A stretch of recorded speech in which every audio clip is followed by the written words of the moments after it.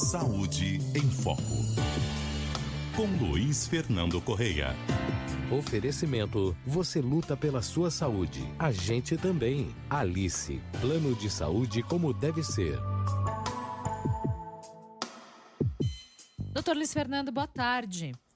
Boa tarde, Tatiana. Boa tarde, Fernando. Boa tarde, ouvintes. Bom, hoje o doutor Luiz Fernando vai trazer uma descoberta que pode mudar a maneira como se trata o alcoolismo aqui no Brasil. Eu tô bem impressionada, não sei onde vamos parar. Quantos usos já se conhece para semaglutida, doutor Luiz Fernando? Serve para tudo? Pois é, Tati. Parece servir para tudo e mais alguma coisa que a gente não sabe ainda, Mas calma, a gente está com o doutor Luiz Fernando justamente para dizer, não é assim, não é que serve para tudo, vamos devagar, né? Parece servir para tudo e vamos descobrindo outras aplicações. Porque, no fundo, se a gente for pensar, vamos dar dois passinhos atrás e pensar uma coisa. Se eu trato a obesidade, que é uma doença que está conectada a 200 outras doenças, com certeza, usando um medicamento que funciona para a obesidade, eu vou estar tratando de forma direta ou indireta essas possíveis 200 outras doenças, né? Então, a gente vai mexer com muita coisa. O interessante desse estudo que foi feito na Dinamarca, Tatiana, é que apesar de ser feito na Dinamarca, basicamente com homens brancos, né, dinamarqueses, né, enfim. Sim. Uma população bastante homogênea. E que tem uma qualidade de vida diferente da que a gente tem aqui, né? Mas o interessante é que, apesar de tudo isso, você tem obesidade na Dinamarca.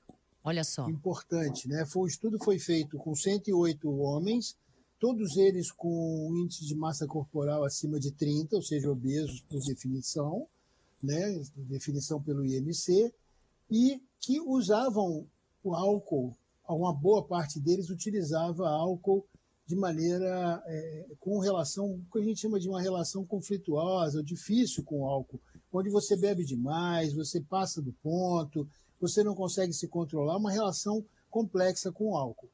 E o que eles fizeram? Metade desse grupo utilizou semaglutida injetável uma vez por semana, da forma que habitualmente é feito para tratar obesidade, inclusive na dose que é aprovada no Brasil, que é 2,4 miligramas. A outra metade recebeu uma injeção de solução salina sem efeito, um placebo. Ninguém sabia quem estava... O paciente não sabia o que estava sendo injetado nele, o médico não sabia o que aquele paciente estava recebendo. Enfim, foi um estudo duplo cego, randomizado, essas pessoas foram escolhidas de forma aleatória e só realmente quando se abriu o resultado do estudo que a gente descobriu os dados do resultado, que mostraram resultados bastante importantes no sentido de que a prevenção, ou seja, a melhora da relação com o alcoolismo foi muito boa. Né? A gente tem, você tem uma ideia, a gente teve o seguinte, no grupo da semaglutida, os dias de consumo pesado de álcool caíram 41%, ou seja, quase a metade. E no grupo placebo, essa queda foi só de 26 pontos, porque todos eles receberam também o padrão ouro de tratamento psicológico para alcoolismo, que é a terapia cognitivo-comportamental. Então, isso mostra que o medicamento teve um efeito, parece ter tido um efeito muito importante. O consumo total de álcool caiu a metade no grupo da semaglutida. Não só eles beberam menos vezes, mas uma quantidade é pelo menos a metade. Então a queda foi muito importante. Obviamente, eles perderam peso, né? Até porque quando você bebe muito, você tem uma ingestão de calorias muito grande.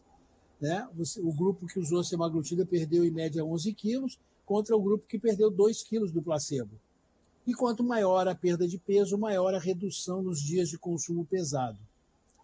E aí vem algumas considerações. Esse é um estudo, sinaliza um possível efeito direto, né?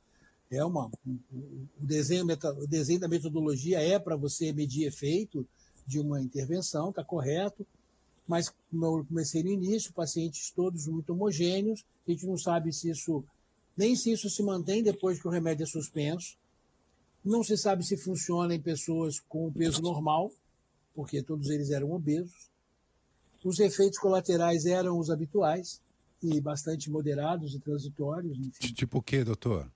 Náusea, enjoo mesmo, constipação, refluxo, o que habitualmente as pessoas que usam os análogos do GLP-1 se queixam, né? Principalmente no início do tratamento. Todos eles transitórios, enfim, sem grandes reflexos maiores. Mas o interessante é isso, quer dizer, a gente sabe que, por relato dos próprios pacientes e até outros trabalhos científicos já observaram isso, a utilização dos análogos do GLP-1, desses medicamentos, né, seja o que mexe só com o GLP-1, que é os parentes da semaglutida, seja a tirzepatida, que mexe também com o GIP, que é um outro receptor, eles mexem com...